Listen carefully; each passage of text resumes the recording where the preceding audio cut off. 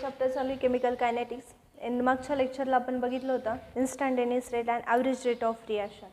First average rate आपण कसा calculate केला होता. Average rate is equal to del c upon del t. Is it average rate. ठीक आहे, सिम्पल काय केलं, average rate is equal to change in concentration upon change in time. हे झालं average rate of reaction.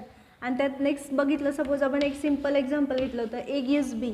A is the reactant and B is the product. First of all A is reactant and B is the product. आपल्याला याचा average rate बघितला आपण कसा लिहिला, rate of first त्यात आपण rate of consumption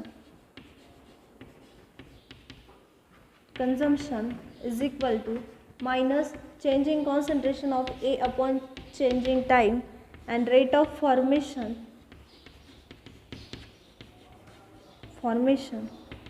is equal to rate of formation is plus changing concentration of D upon dt. हे झालं कंझम्पशन अँड फॉर्मेशन. याचा टोटल ॲव्हरेज रेट किती लिहिला होता आपण, average rate is equal to minus D A upon D T is equal टू प्लस डी बी अपॉन डी टी. हा झाला होता त्याचा टोटल ॲव्हरेज रेट. हे काय सिम्पल ॲव्हरेज रेट कसं कॅल्क्युलेट करायचा, rate of consumption, rate of formation, आणि rate of consumption is negative sign and rate of formation is the positive sine. Next बघितलं होतं आपण इन्स्टंटेनियस रेट. सिम्पल काय केलं होतं, ग्राफिकल रिप्रेझेंटेशन केलं होतं. Changing concentration and here time T. Changing concentration of product, or here will be concentration of reactant here reactant आणि इथं product असं घेतलं होतं that.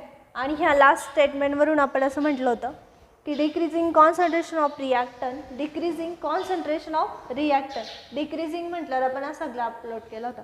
In this case increasing concentration of product, here increasing concentration of product. Simple. Here time आणि इथं पण time.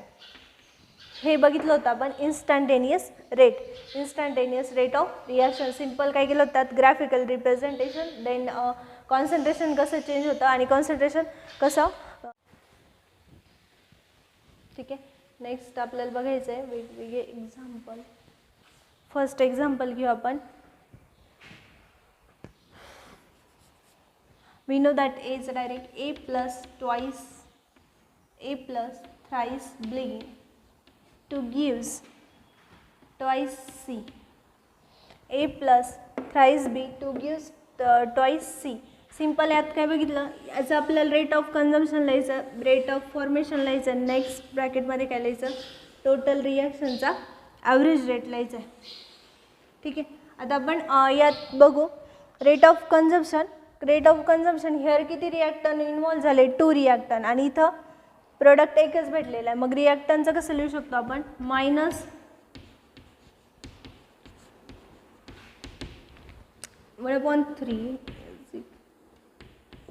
1/3 is equal to changing concentration of B upon dt.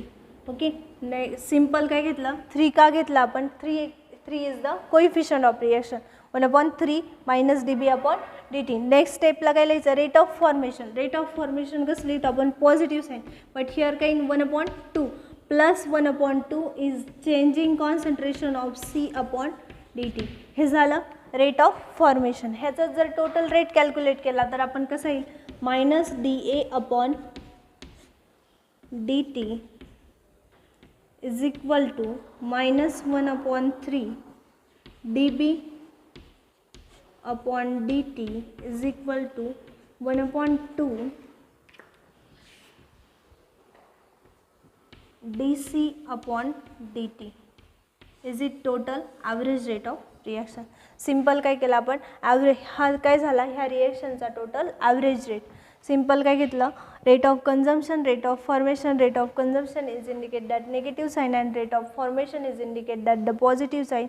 And next one काय बघितलं, 3 is the coefficient. Again 3 coefficient आहे म्हणून तो समोर लिहिला. And here 2 is the coefficient म्हणून तो राईटला लिहिला. हे झालं total average rate of reaction. Next example बघायचं आपल्याला. लाईक एक्झाम्पल, नेक्स्ट एक्झाम्पल आहे AA plus BB to gives CC plus DD. Is it? Next example. Simple काय येईल आता, इथं कोइफिशियंट काय, small a, small b, small c and small d. Is it coefficient of reaction. मग simple average rate of consumption कसं येईल आपला, here काय, small a minus 1 upon a is the coefficient. It changing concentration of A upon changing concentration of B. Next काय, small b minus 1 upon B is equal to changing concentration of B upon dt. हे झालं rate of consumption. In rate of formation कसं indicate करतो, plus sign 1 upon C. C here is, C is काय, C is the coefficient. 1 upon C upon dt is equal to plus 1 upon d is equal to change in constant d upon dt. Okay. Next आता आपल्याला लिहायचं आहे total rate of reaction. Total rate कसा येईल याचा, 1 upon minus 1 upon a changing concentration of A upon dt is equal to minus 1 upon b changing concentration of B upon dt is equal to plus 1 upon C changing concentration of C upon dt is equal to plus 1 upon D changing concentration of D upon dt. हा झाला total average rate of reaction. आता याचा total average rate कसा लिहिला, simple rate of consumption लिहिलं, rate of formation लिहिलं. Again is the coefficient, B is the coefficient, air प्रोडक्टमध्ये C coefficient and D is the coefficient. Simple काय घेतलं आपण, कोइफिशियंट पुढे लिहिले and rate of consumption is negative sign and rate of formation is positive sign. Hence write the total average rate of reaction. Next example बघायचं आपल्याला. Third one fourth example आहे NO2 plus thrice of H2 to gives twice of NH3.